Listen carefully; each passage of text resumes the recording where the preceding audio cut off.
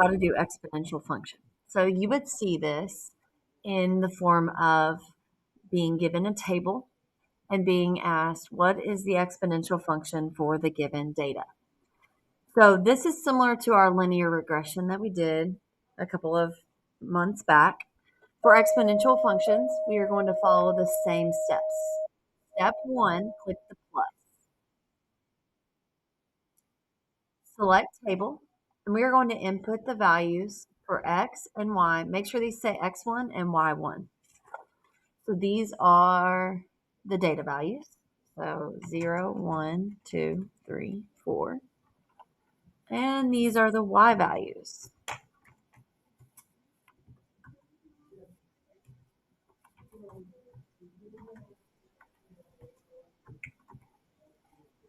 And you really can't see them. So, and the reason you can't see them is these are in the hundreds, close to 1,200. So it's like way up here. See how they're up here? Almost looks like they're a straight line, but we notice that they are changing. So the next step is step 3. In the next line, type Y1 and the little squiggly, A, B, and then raise to the X1. So to do the raise to that would be the caret top, which would be Shift 6 on your keyboard. Then you're going to do X1. So now you can see how it's exponential. If I were to zoom in, this is the way it looks. So you can tell it starts way up high and then it shoots down, but then it never crosses the x-axis. So this is a pretty good image of it on here. One thing that I didn't realize whenever I made these notes is that you have to click log mode or they will give you the wrong equation. So we do need to add a step in here. So I'm going to put click the box for log mode. If you don't do that, then you will have the wrong equation.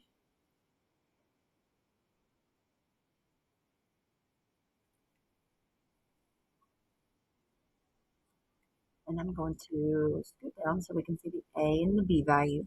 So if you turn this over, I did not click the log mode whenever I made these, so let's show clicking the log mode right here. And this A and B value are wrong because I didn't click log mode.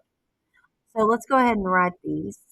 A is right here, 1,148.68. Then the B value is 0.877688. I'm writing the whole thing. And then I'll round it. So you'll have to pay attention to what they want you to round to. What I want us to round to today is 2 decimal places. So in my step, I'm going to talk about rounding A and B to 2 decimal places. That's the hundredths place. And write the linear equation as f of x equals A times B raised to the x. Or you can put y equals A parentheses B raised to the x. That's your exponential function equation. So the exponential function is y equals, we're going to round to 2 decimal places, 1,148.68. 2 decimal places on the b value would be 0.8. In order to round to 2 decimal places, we look at the second one, and that's one that's either going to stay as 7 or go to 8, depending on that third one. So 5 or more raise the score, so 7 is more. So it'd be 8 raised to the x. That is my exponential function.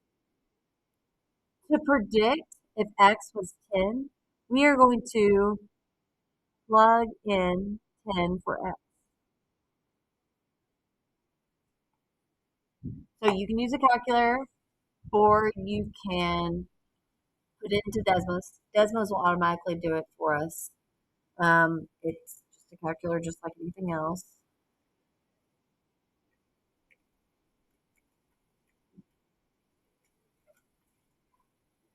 raised to the. We're going to round this to 2 decimal places as well. You've got to pay attention to what the question's asking for. This would be 319.908. 5 or more raise the score. So this 8 is going to make the 0 go to a 1.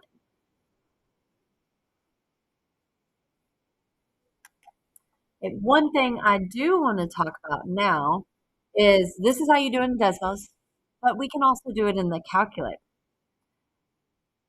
You learned something like this in 8th grade where you went to stat, edit, you put all your x values in L1, all your y values in L2.